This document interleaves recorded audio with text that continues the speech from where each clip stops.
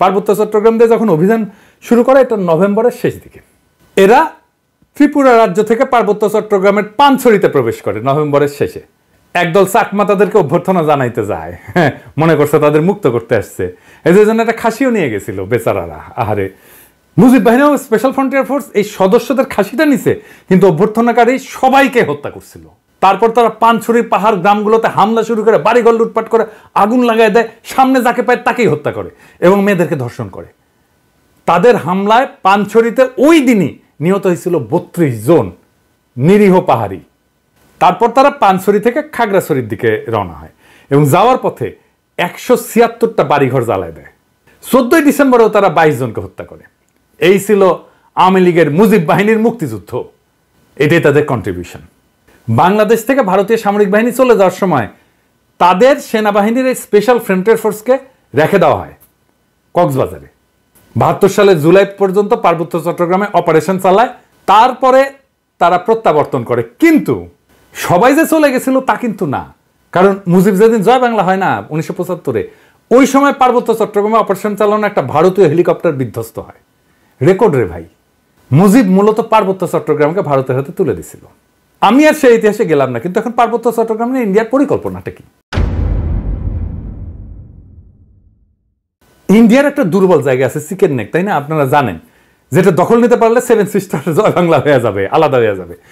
India সেটা নিয়ে সবসময় একটা প্যারার মধ্যে থাকে। আমাদেরও একটা উইক জায়গা আছে, সেটা হইতেছে ফেনী, যা আমাদের বাংলাদেশ মূল ভূখণ্ডের সাথে পার্বত্য চট্টগ্রামকে যুক্ত করছে। ওই জায়গা দিয়া পার্বত্য চট্টগ্রামকে যদি আলাদা করে দিতে পারে ইন্ডিয়া, তাইলে চিকেন নেক নিয়ে তার না ভাবলেও চলবে, মুফতে একটা সমুদ্র বন্দর পাওয়া যাবে। তাই সে পার্বত্য চট্টগ্রামের সবসময় বিচ্ছিন্নতাবাদীদেরকে অকাতরে সাপোর্ট দেয়। শান্তি বাহিনীকে সাপোর্ট দিচ্ছে, কুকিজিনদের সাপোর্ট দেয়। তারা জানে পার্বত্য চট্টগ্রাম যদি বিচ্ছিন্ন হয়ে আলাদা রাষ্ট্র হয়ও, তাইলে এই ল্যান্ড লক একটা অতি অল্প জনগোষ্ঠীর ভূখণ্ডের ইন্ডিয়ার উপরে সর্বাংশে নির্ভর করা ছাড়া আর উপায় নাই। আর ওই অংশটা ইন্ডিয়া খাইয়া ফেলতে কোনো সমস্যা হবে না তখন। তবে আমরা এই সমস্যার কথা কম বেশি সবাই জানি। যে দ্বিতীয় যে সমস্যা, যেটার কথা আমরা একেবারেই জানি না, আলাপ করি না, সেই সমস্যাটা কি? আসেন সেটা নিয়ে আলাপ করি। এটা খুবই জটিল এবং কম আলোচিত সমস্যা। এই প্রসঙ্গে আমি আর একটা আলোচনা করে নিই, আপনাদের বুঝতে সুবিধা হবে। হংকং আর চায়না মেনল্যান্ড, এই দুইটা ভূখণ্ড কিন্তু একই দেশের হইলে সিস্টেম আলাদা, অর্থনৈতিক সিস্টেম আলাদা। হংকং অশান্ত না? আপনি একই দেশের দুইটা সিস্টেম করলে সেটা অশান্তির একটা বীজ হয়ে থাকে, যদি খুব ভালোভাবে ম্যানেজ করা না যায়। কারণ দেশ বা রাষ্ট্র একটা শরীরের মতো, এটার একটা রাজনৈতিক অর্থনৈতিক সংহতির দরকার পড়ে। ইকোনমিক সিস্টেম আলাদা হইলে রাজনৈতিক সংহতি রক্ষা করা দূর হয়ে যায়। কেন? মার্কস বলছেন যে রাজনীতি হচ্ছে অর্থনীতির একটা ঘনীভূত রূপ। অর্থনীতি যেমন, সেটাই রাজনীতি হইয়া দেখা দেয়। কথাটা খুবই সত্য কথা।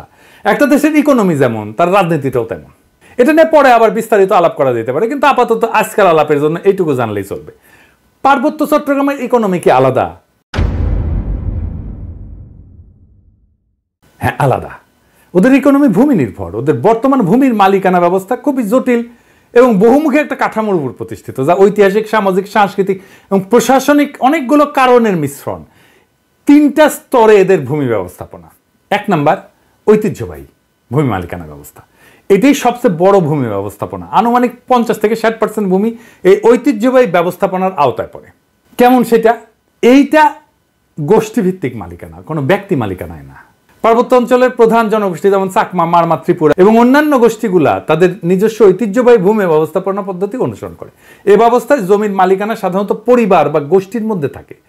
এটা একটা মৌখিক ঐতিহ্য, লেখাপড়া কিন্তু নাই, কোনো দলিল নাই। জমি ভোগ, দখল এবং ব্যবহার করার অধিকার আছে, কিন্তু সেটা আইনগতভাবে নথিভুক্ত না। জুম চাষ হয় না পাহাড়ে, এই জুম চাষের জন্য যে ভূমি, সেইটা কিন্তু এই ঐতিহ্যবাহী কৃষি পদ্ধতি এবং এই ভূমি মালিকানায়। এখানে জমি ব্যক্তিগত মালিকানা না, বরং গোষ্ঠীগত মালিকানায় পরিচালিত হয়। 2 নাম্বার মালিকানা হচ্ছে সরকারি ভূমি মালিকানা। সরকার যেটাকে রিজার্ভ বন ঘোষণা করছে, এটা সরকারের মালিকানা। পার্বত্য চট্টগ্রামের একটা বড় অংশ আমরা জানি যে রিজার্ভ ফরেস্ট বা সংরক্ষিত বন হিসাবে ঘোষিত। এই ভূমি বন বিভাগ দিয়ে নিয়ন্ত্রিত এবং চাষাবাদ এবং বসতি স্থাপন এখানে নিষিদ্ধ। তবে আপনারা জানেন যে পার্বত্য চট্টগ্রামের অধিবাসীরা ঐতিহাসিকভাবে বনের মধ্যে চাষাবাদ করে এবং বসতি স্থাপন করে। তো সরকার যদি নিষিদ্ধ করে দেয়, তাহলে তাদের ঐতিহাসিকভাবে চাষাবাদের পদ্ধতি ছিল, সেটা নষ্ট হয়ে যায় না? এটা মাথার মধ্যে নাই এদের। কিন্তু এটা একেবারে বন্ধ হয়নি। এই সংরক্ষিত বন এলাকায় অনেক বসতি আছে জনগণের এবং ঐতিহ্যগতভাবে এই ভূমি তারা ব্যবহার করে। এইটাও একটা ভূমি বিরোধের অন্যতম কারণ। 3 নম্বর হচ্ছে সরকারি প্রকল্প। কাপ্তাই হ্রদ বাঁধ প্রকল্পের জন্য ব্যাপক ভূমি অধিগ্রহণ করা হয়েছিল, যা স্থানীয় জনগণের ভূমি হারানোর অন্যতম কারণ হয়ে দাঁড়িয়েছে। আমরা এই প্রসঙ্গে সমাধান পর্বে আলাপ করব। আনুমানিক 25 থেকে 30% ভূমি সংরক্ষিত বনাঞ্চলের অধীনে রয়েছে। আর আইনগতভাবে নথিভুক্ত মালিকানা, যেটা আমরা সমতলে দেখি আর কি, জমি রেজিস্ট্রি দলিল, এটা দেখি না, এইটা পর্সা টর্সা এগুলো দেখি না, পাকা দলিল। কিছু কিছু এলাকায় ব্যক্তি বা গোষ্ঠী তাদের জমির দলিল নথিভুক্ত করে ফেলছে, তবে এটা খুবই সীমিত এবং এইটা সবসময় সমস্যাযুক্ত, কারণ অনেক জমির মালিকানার বিষয়ে সরকারি রেকর্ড স্থানীয় ঐতিহ্যবাহী নিয়মের মধ্যে তো সংঘাত আছে, তাই না? এইটা ধরেন 10%-এর মতো। এই ভূমি ব্যবস্থাপনার মূল সমস্যাটা কি? সমস্যা হচ্ছে যে পার্বত্য জনগোষ্ঠী তাদের এই ঐতিহ্যগত নিয়মে জমি ভোগ দখল করলেও সরকারি আইনে তো স্বীকৃত না এটা। তারপর ধরেন উন্নয়ন প্রকল্প, যেমন কাপ্তাই জল বিদ্যুৎ কেন্দ্র, এবং সমতলে অনেক মানুষ আসছে পার্বত্য অঞ্চলে, ফলে স্থানীয় জনগণের জমি হারানোর ঘটনা ঘটছে। আবার আরেকটা জিনিস বললাম যে রিজার্ভ সংরক্ষিত বন এবং কৃষি জমি নিয়ে যায় সংঘাত, ওইখানে তারা বসতি স্থাপন করে, ওখানে কৃষি কাজ করে। সমতলের অনেকে বলে যে আমরা কেন পার্বত্য চট্টগ্রামে গিয়ে জমি কিনতে পারবো না, ওরা তো এসে সমতলে জমি কিনতে পারে। সমস্যা বুঝছেন তো? আপনি কার কাছ থেকে জমি কিনবেন? দলিলই তো নাই, দলিল তো মুখে মুখে। মালিকানা তো ব্যক্তির না রে ভাই, মালিকানা সামাজিক, এবং প্রায় 60% জমির মালিকানা এরকম। তো এই বাস্তবতাটা তো বুঝতে হবে। দেখেন এই সমস্যার সমাধান কি? ওয়ান কান্ট্রি টু সিস্টেম ব্যবস্থা আমাদের চালাইতে হবে ততদিন পর্যন্ত যতদিন না ব্যাপক সংখ্যাগরিষ্ঠ পাহাড়িরা এই সিস্টেম বদলানোর জন্য দাবি না করে।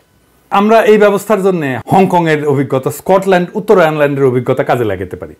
এইটা করে ঐতিহ্যবাহী ভূমি ব্যবস্থাকে আইনি স্বীকৃতি দিতে পারি এবং পুরো পার্বত্য চট্টগ্রামকে আমরা গ্রিন ইকোনমির আওতায় আনতে পারি। তাহলে আমাদের এই ওয়ান কান্ট্রি টু সিস্টেমটা ভালোভাবে বাস্তবায়ন করা যাবে।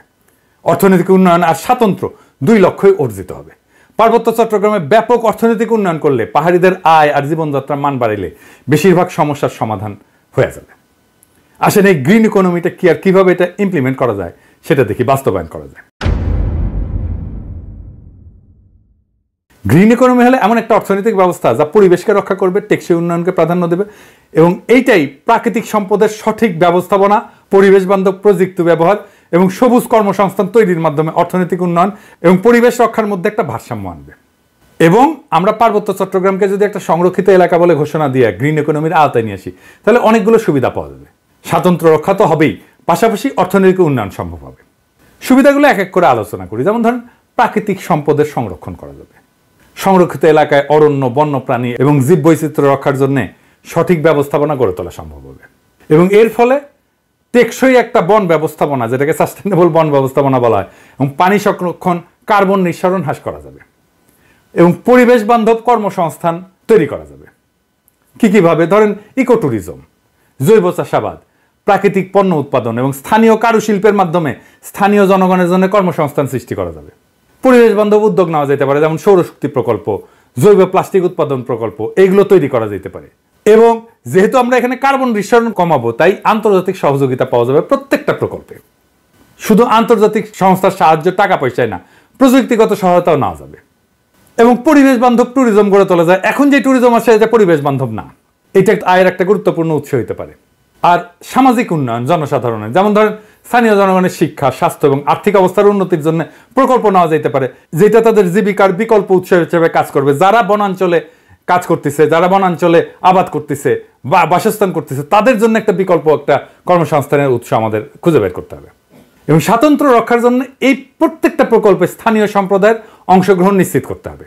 স্থানীয় জনগোষ্ঠীকে সিদ্ধান্ত গ্রহণ এবং ব্যবস্থাপনার অংশীদার করে ফেলতে হবে। তাদের ম্যানেজমেন্টে পার্টিসিপেশন ছাড়া আমরা কোনো কাজ করব না। তাদের সাংস্কৃতিক ঐতিহ্য এবং জীবনযাত্রাকে সম্মান জানায় উন্নয়ন পরিকল্পনা করতে হবে সব সময়। সংরক্ষিত এলাকাকে বিভিন্ন জোনে ভাগ করা যেতে পারে। যেমন ধরেন কোর জোন, যেটা সম্পূর্ণ সংরক্ষিত এলাকা, যেখানে মানুষের প্রবেশ সীমিত থাকবে। বাফার জোন, যে কিছু নিয়ন্ত্রিত কার্যক্রম, যেখানে ইকো ট্যুরিজমটা চালাবো। আমরা ইকো ট্যুরিজম সব জায়গায় চালাইতে দেবো না এবং এখানে গবেষণাও করব। এবং sustainable use zone, third zone, যেখানে পরিবেশ বান্ধব চাষাবাদ, কারুশিল্প এবং অন্যান্য কার্যক্রম পরিচালনা করা যাবে।